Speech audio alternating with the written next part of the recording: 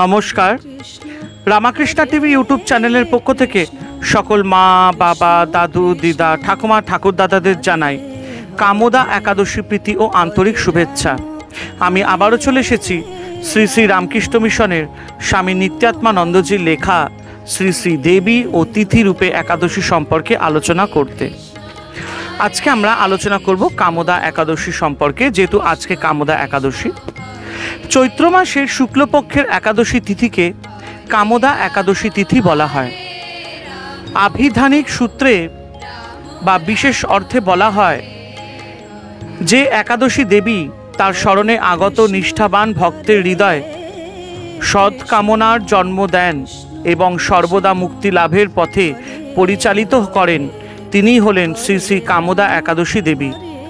পৌরাণিক আখ্যান থেকে জানা যায়, সূর্যবংশীয় রাজা দিলীপ একবার গুরু বৈশিষ্ট্যকে প্রশ্ন করে জেনেছিলেন যে নাগপুরের মতান্তরে রত্নপুরের রাজা পুণ্ডরিক ছিলেন বিষ্ণুভক্ত এবং ধার্মিক প্রকৃতির।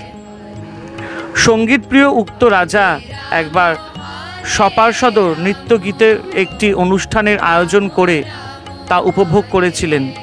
সেই সময় চিত্ত বিক্ষেপের জন্য গন্ধর্ব ললিতের ছন্দপতন হয়ে এবং সে অভিশাপগ্রস্ত হয়ে পিশাচে রূপান্তরিত হয়েছিল।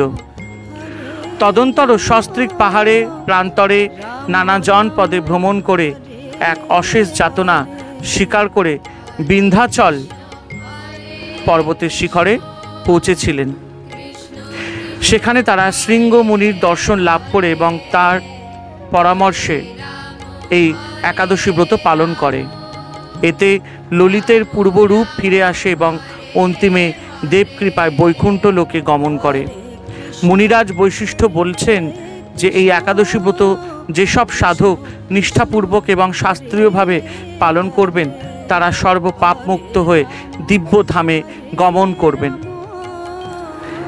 একাদশী পুণ্যতমা পাপেন্ধো নদা বানল। হরে কৃষ্ণ কৃষ্ণ কৃষ্ণ হরে হরে, হরে রাম রাম রাম হরে হরে।